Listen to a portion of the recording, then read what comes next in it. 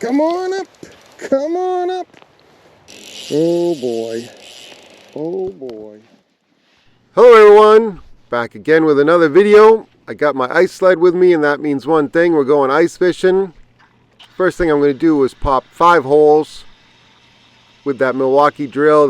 The auger just flies through the ice. We've got probably 12, 13, 14 inches of ice now. It's really good condition too. Just a few inches of snow on top.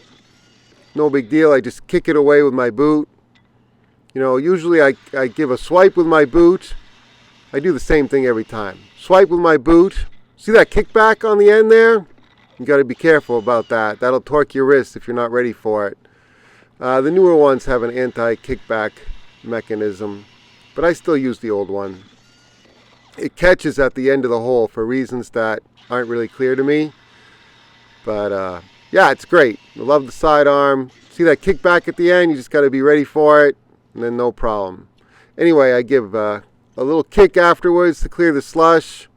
I got my scoop, and I'm fishing with, it's a Bay de Noc dew jigger. I had really good luck.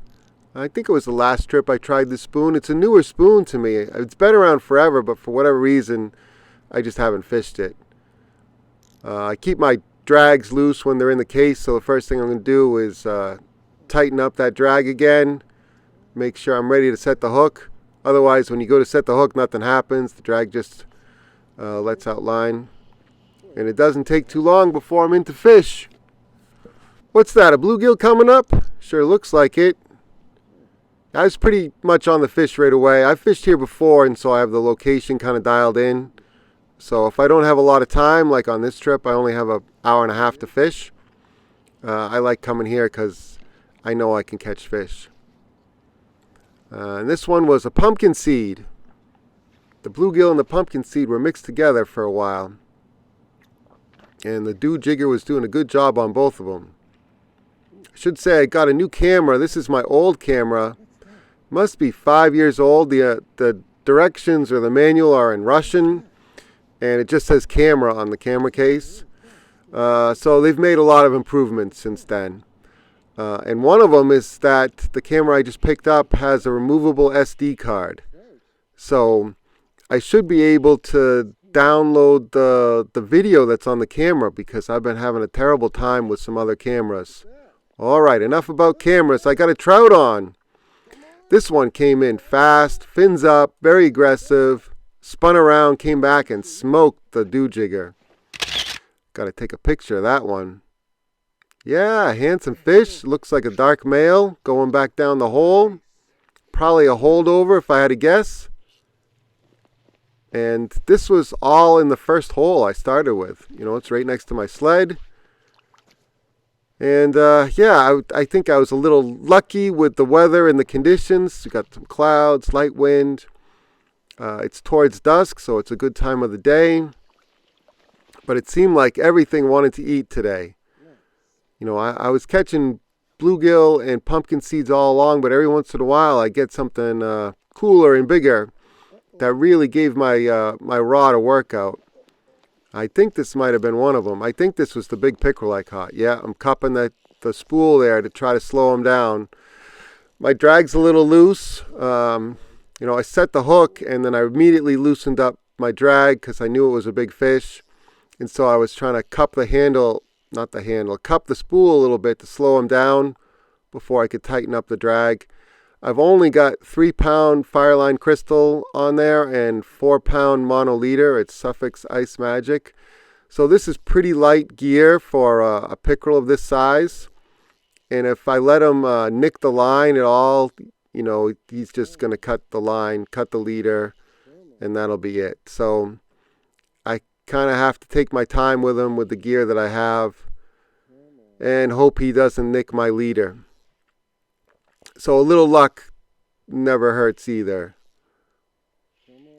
Problem I was having with this fish is I've got like 12, 13 inches of ice here. And every time I'd get his head coming up the hole, he was so big that he could reverse back down the hole because half his body was still below the hole.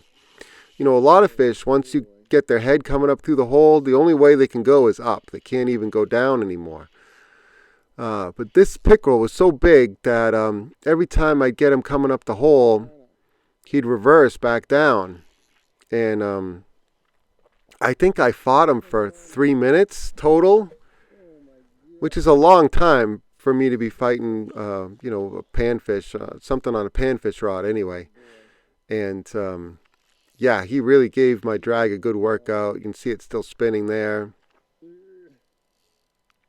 I've got him on a glass rod, which helps protect the light line. You know, it's not super important for panfish, all the extra gear that I have, but every once in a while I hook something cool and I don't want to lose them. So having good gear really makes a difference.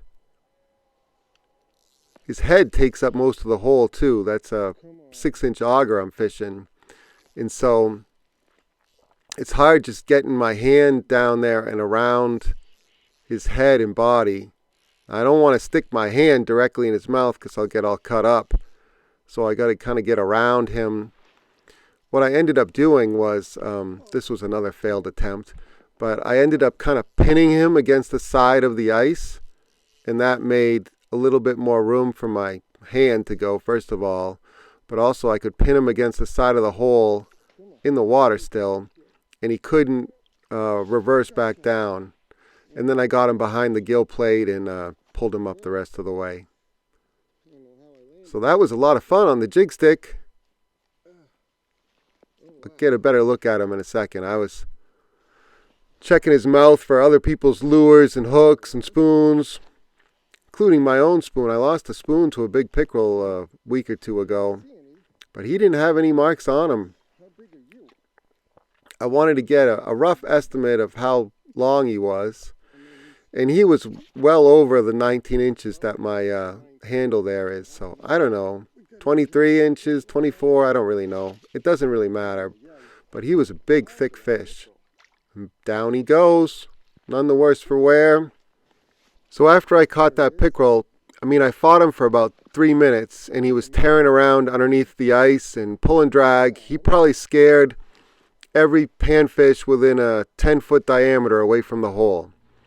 So in situations like that, you know, even though I kind of wanted to stay in that hole because I was doing really well and catching a bunch of fish, the best thing to do is to move on, because there's not going to be any panfish or pretty much anything else around that hole for a good long time. They spook out of the area because the pickerel's going nuts underneath the ice, and they know that he's bad news because they've probably seen him eat his friends.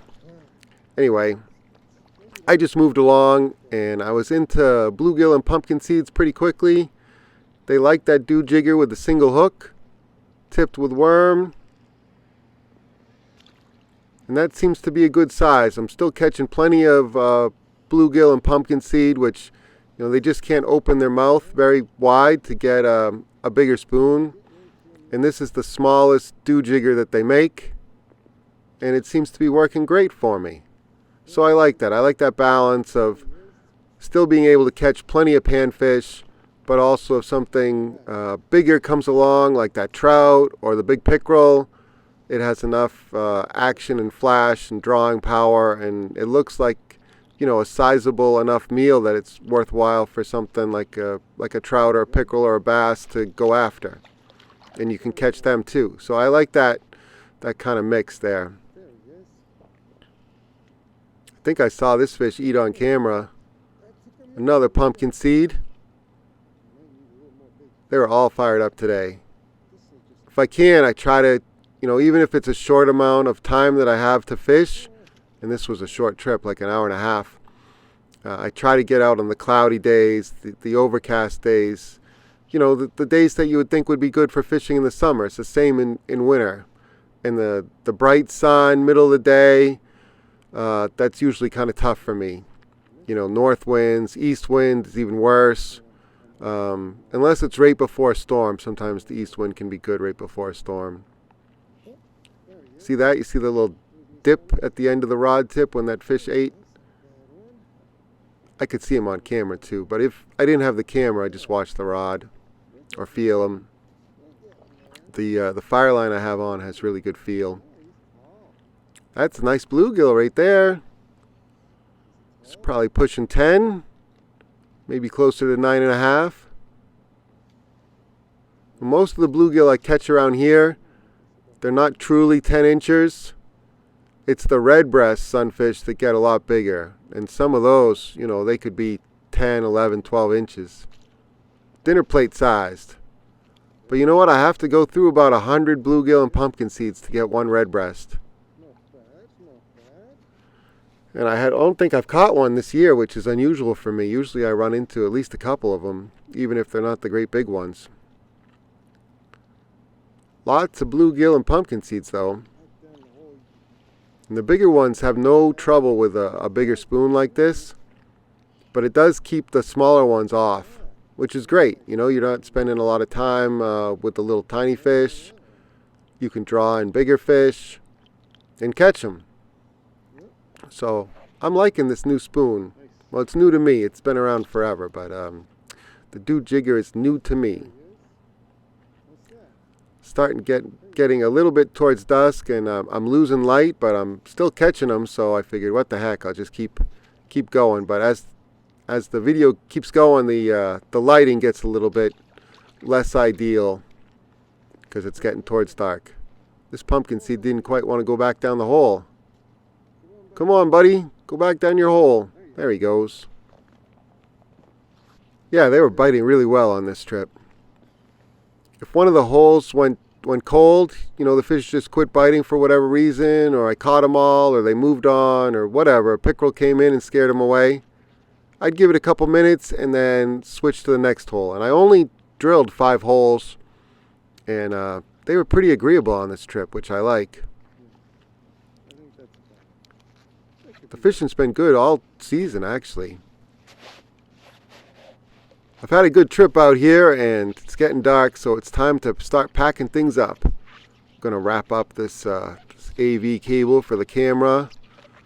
My old camera still works great just for viewing the fish, and I'm really hopeful the new camera will be able to get some good video that I can show you guys too.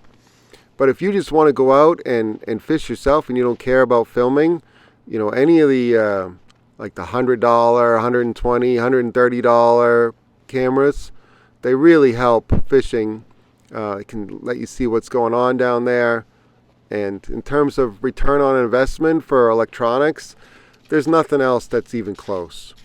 I'm filling in my holes. I don't always do this, but I'm fishing around where snowmobilers have kind of a track set up. You can see some of the tracks in the snow, and I'm just trying to cover up my holes so I don't interfere with their running around on the snowmobiles and quads and ATVs and everything else that's out here. All right, thank you all for watching. I really appreciate it. Just like all my other videos, I'll list all the gear in the video description so you can duplicate what I was doing out here today. Rods, line, lures, colors, bait, all that good stuff. So you can have a good time wherever you are fishing around the country or around the world. I'll catch you on the next one. See ya!